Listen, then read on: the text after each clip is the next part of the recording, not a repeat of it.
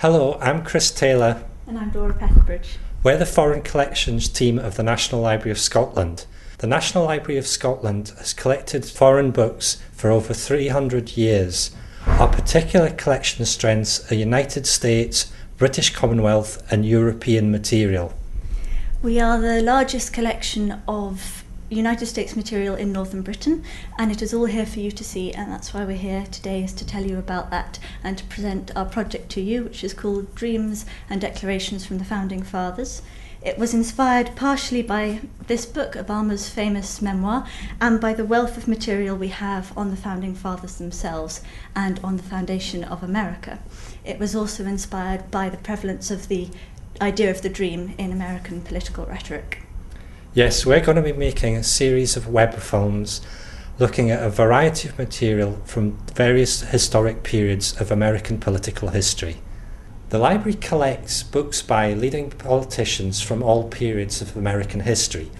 So to start, here we have the Papers of George Washington published by the University of Virginia. This is a more modern edition of the autobiography of Benjamin Franklin. We also here have the autobiography and the letters of Benjamin Rush, who's one of the founding fathers, together with the papers of Thomas Jefferson. In addition to collecting their own writings and autobiographies, we have academic and popular biographies of the Founding Fathers and of the Presidents. So this one is on John Witherspoon, who came from Scotland and signed the Declaration of Independence. He was the only clergyman to do so.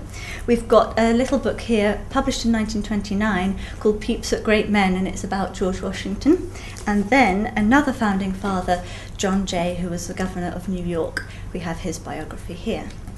To come more up to date, we've got a little popular biography of Jackie Onassis, JF Kennedy's wife, and then a span of First Ladies from Martha Washington to Michelle Obama. We also collect a wide range of academic journals about American political history.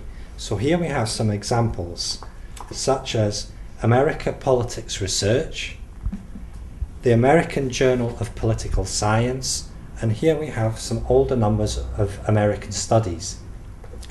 Some of our journal and periodical material is available through our digital resources online, but we've also got hard copies of older popular magazines and newspapers.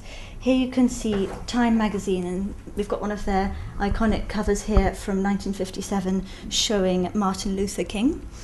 We also have a volume of the New York Times, which is from 1962, and if you turn to the months of October and November, you can chart day by day the development of the Cuban Missile Crisis. And as you can see here, we've got a headline with Kennedy finds progress on Cuba. We also have more recent popular magazines such as Newsweek, and this one shows President Clinton.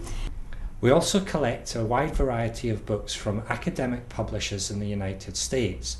For example, the university presses of Harvard, Princeton, Stanford, Yale, Chicago, Johns Hopkins, and many others. While, as you've seen, we've got a huge number of recently published academic works, you can come to the library for a whole range of material, some of it published in the early 20th century, like these two small books which came into the library in the First World War in 1917 and 1918, and this book, which I borrowed from a reader just today, and it is a compilation of the illustrations of Harper's Weekly, which was a New York-based magazine. So there really is something for everyone here. And here we have a satirical ballad published in Glasgow in 1915, shortly after the sinking of the Lusitania. This work satirises President Woodrow Wilson for not taking the United States into the First World War sooner. In future web films, we'll be looking at the first President of the United States, George Washington, and we will also then go on to look at the fate of British loyalists during and after the American War of Independence. The music you hear in this video is evocative of the period we will be looking at more closely next time, so please join us then.